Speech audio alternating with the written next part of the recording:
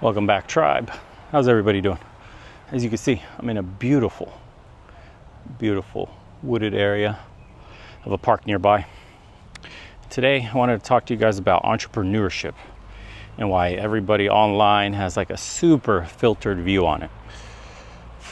Basically, you'll see dudes in Lambos and they'll be like posting screenshots of their Stripe dashboard, and it'll show like hundreds of thousands of dollars in there in their bank account. It'll tell you shit like written on the screen, just quit your job, bro, drop ship just like me, follow your passion. It's actually not that simple. This video specifically, I want to tell you kind of like the pitfalls of entrepreneurship, but I'll tie it in at the end of why it's still at least worth a try. Okay, I know it's not for everybody, but especially in the economy we have today, I think it at least warrants that you give it a shot once in your life. So besides the Instagram reels, besides the pure chaos that's, actually in the day-to-day of living the life of an entrepreneurship, some things I could relate to was when I first started, everyone was like, be your own boss, this and that, financial freedom. That's kind of a lie. You're actually not your own boss. Anybody who runs a business can tell you that. You're technically everybody's bitch. That's the truth. You're the customer's bitch. You're the investor's bitch. Your team's bitch. In financial freedom, technically financial free fall without a parachute if it all goes wrong. That's the brutal truth. Entrepreneurship is like being in an abusive relationship with hope itself. Some days are great. Some days are just downright awful. You'll wake up thinking every day, like, I hope this is different. Today will be different. And then reality slaps you in the face. And the funny part of all that is you could actually start liking it. Like it becomes kind of like a rush, almost like an addiction. And that's when you know you're too far gone. Nobody tells you about the 3 a.m. anxiety and panic attacks when you're checking your bank account, just like your Tinder matches when you're on the market. The ones where you realize you spent 6 months building something nobody wants. That sucks. Everybody's got a product. And everybody says like your product is revolutionary. At least that's what they think. And most of the time it's dog shit.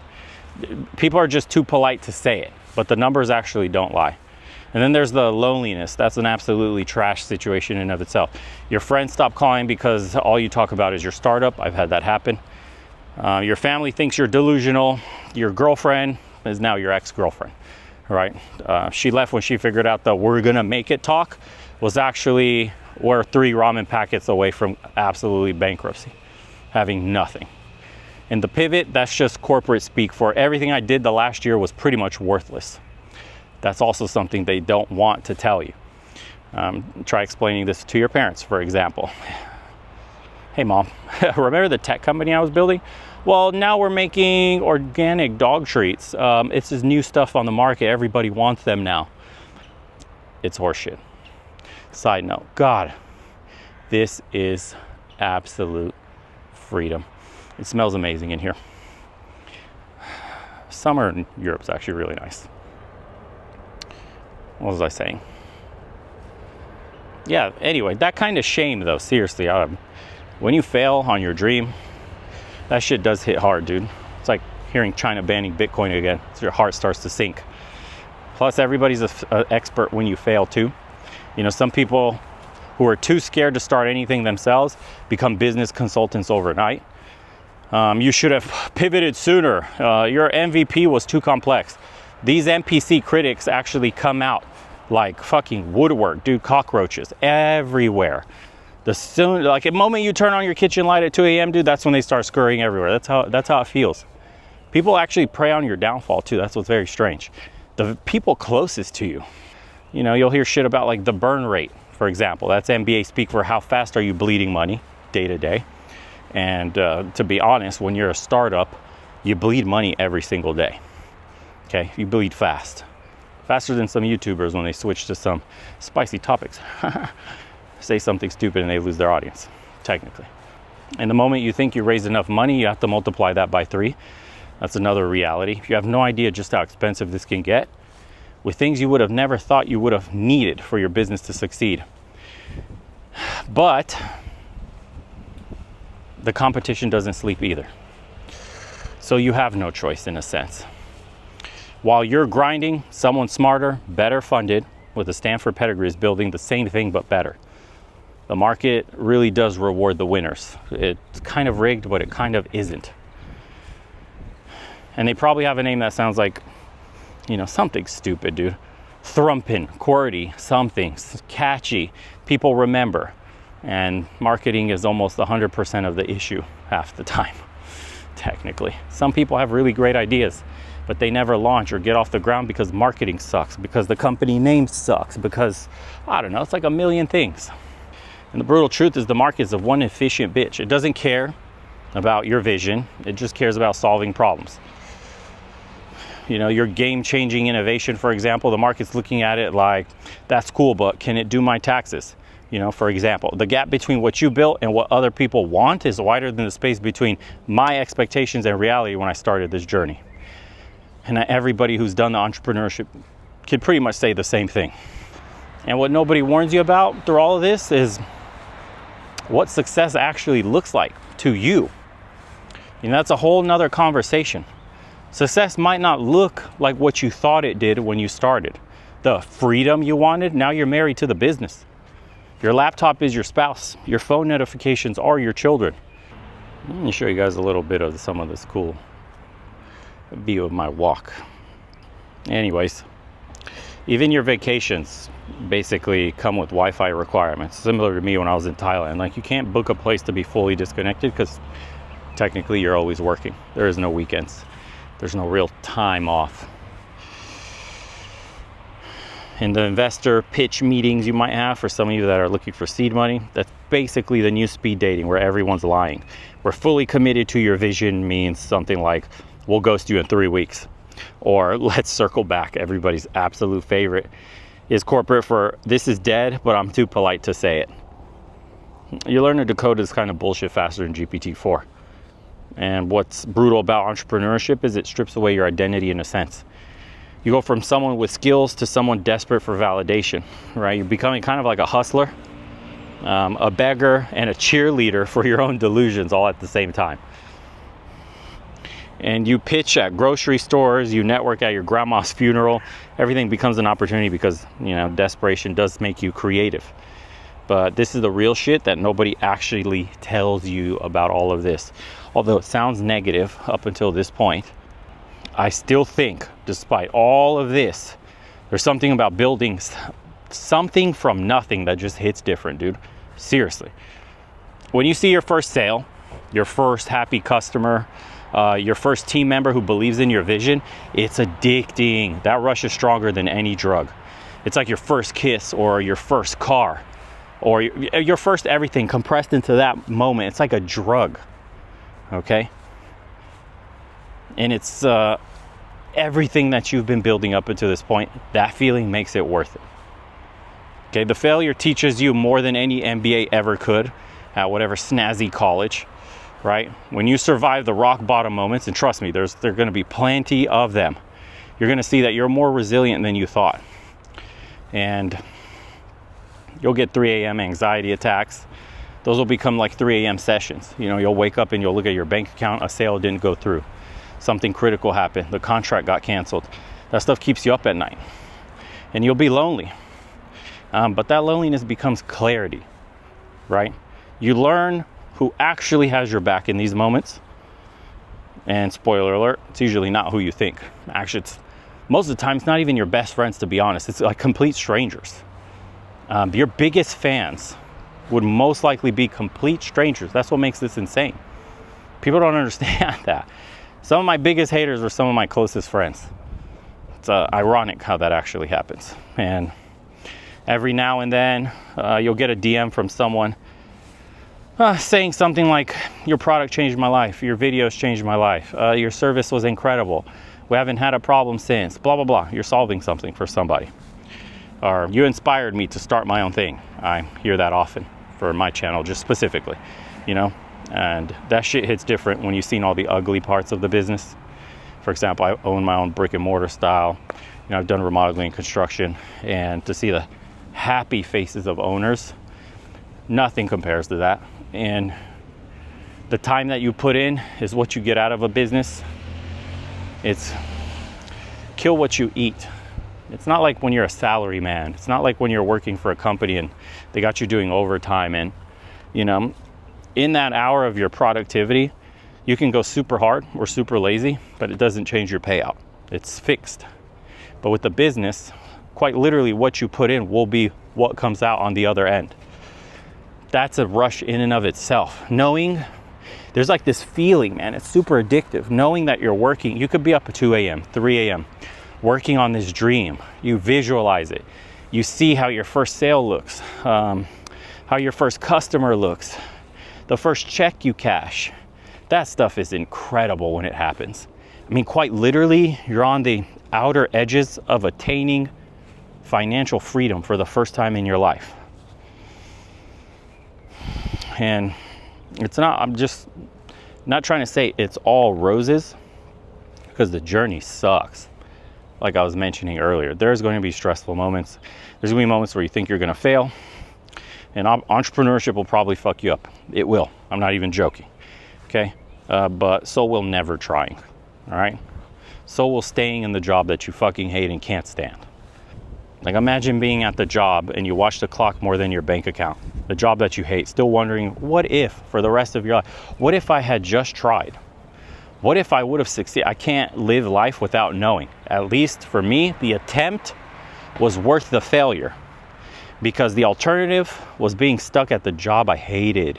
I hated my job. I didn't get paid much. My boss took advantage of me. Every extra dollar I brought into the business, he practically kept for himself. I didn't get any percentage of that. And everybody knows what it's like to work for a company that doesn't value them. It's a huge problem today. We're treated as just a number that could be cut if it makes financial sense for the company, when it does, if times are hard. There's no loyalty. So I see entrepreneurship as loyalty to yourself. At least attempt. I'm not promising you'll succeed, right? And not everybody needs to be an entrepreneur. Most people probably shouldn't. You know, but if you have the itch, if that voice is in your head and it doesn't shut up about building something, just try it, dude. Just go in with your eyes open. Give it a shot. Know you're gonna get hurt. Know it's gonna test everything about yourself, right? Everything you know about yourself is gonna get tested in this. But, you know, the secret that nobody tells you is that the journey changes you in ways that matter more than the destination itself. Who you become as you're trying to attain success in entrepreneurship, your small business, whatever it is that you're launching, a product. That person at the end of that journey is what really counts through all of this. Okay? You might fail. Actually, you probably will fail. Statistically, you probably will fail. You'll probably fail multiple times. I've failed at multiple businesses already. People don't know that. They think like I had a one and done attempt. It's not how it works at all, you know. But you will fail forward is what they call it. You'll be closer to who you actually want to be than who you are sitting in the cubicle worried about what you might have been. Think about that, you know. The market doesn't need another half-hearted attempt either, guys. It doesn't need another safe idea. What it needs, I would say, it's somebody that's willing to look at the brutal truth and say, I'm still gonna swing for it. Give it a good old college try, as they say. You know, because I don't think the risk is failure in itself. I think the real risk here, woodpecker just smashing up a tree. I think the real failure is never knowing who you actually are if you don't try and what you're really capable of. So yeah, I think to close this out, entrepreneurship, brutal. Yes, that's true. Unfair. That's also true. Is it rigged against you? It is a system. I wouldn't say rigged fully, but it's a system designed to break most people who try. That's true. Okay, and if you're not one of the ones who make it through, the person you become is worth every minute of the struggle. Every failure, every 3 a.m. crisis, it's a massive growth spurt in somebody's life, right? Just don't, this is the most important thing I could tell you for those who are going to attempt this. Don't fucking quit your day job until you've got something real. That's the actual advice nobody gives you, okay? Also, don't wait until everything's perfect either. That's also big. Perfect is the enemy of done. Repeat that in your head a million times. And done is what separates dreamers from doers. That's exactly the path I followed. I think that's probably one of the golden eggs in entrepreneurship, is have a normal job, get a normal paycheck. Once your side hustle, side business surpasses, or at least equates what your salary is from your job, then you can quit. Then you become 100% dedicated to your business, and that's when the massive growth spurt will begin. And that's when the life-changing, what would you call it? Transformation, where you actually become financially free.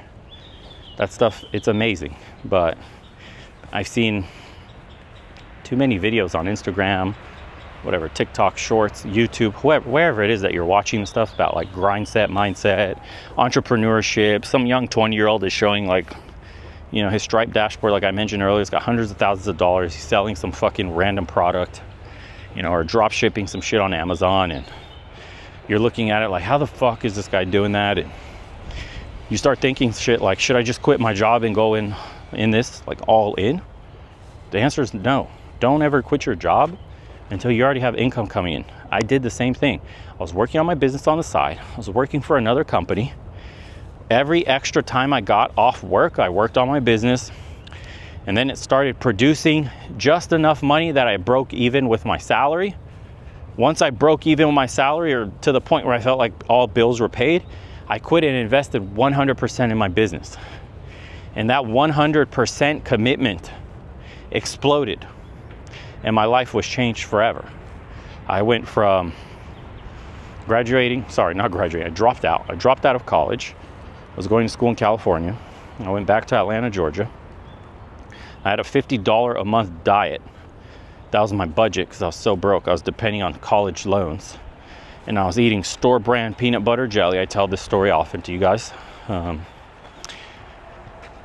I would buy the store brand peanut butter and then the store brand 2-pack sandwich breads. Those thin sliced white American breads, the cheapest one you could get. That's what I was surviving on. Breakfast, lunch, and dinner, I'd make the fattest PBJs. It's now my comfort food. I eat that because I love it, but that was my survival back then.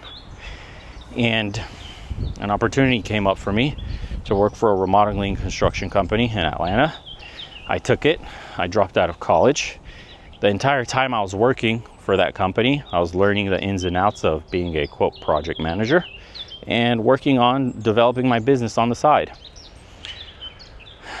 I was getting hands-on experience at the company and applying everything I was learning, taking in all the meetings, seeing the problems the owner was dealing with, and then learning from his mistakes and all the issues he was dealing with, so I wouldn't have to pay for those same mistakes. And sure enough, once we got listed on Google, once we started getting some referrals, some word of mouth, it took off. And I went from, there's a lot in between of having to learn how to draft contracts, getting insured and bonded, having to talk to lawyers, accountants, how to set up the corporation, LLCs, and all this stuff. And, I had no idea about any of that stuff when I wanted to start a business. I just went for it. And I figured I'll solve every problem as it comes. I'm not going to have the answers to everything, neither will you. And there's questions you don't even know that are about to come up that you wouldn't even have thought of asking yourself. So within I would say 6 to 8 months, if you could believe this, I went from peanut butter jellies to I was affording $1,000 steaks. I would eat at this restaurant in Atlanta that has the only Wagyu beef. And I remember one plate is $300. And so if you go there with the date, you're spending $600 on just the plate. Then you have the drinks plus the appetizers, all this stuff. You're gonna get to the point where it's easily $1,000, if not more. And they charge by the ounce. It was $50 something an ounce for that Wagyu.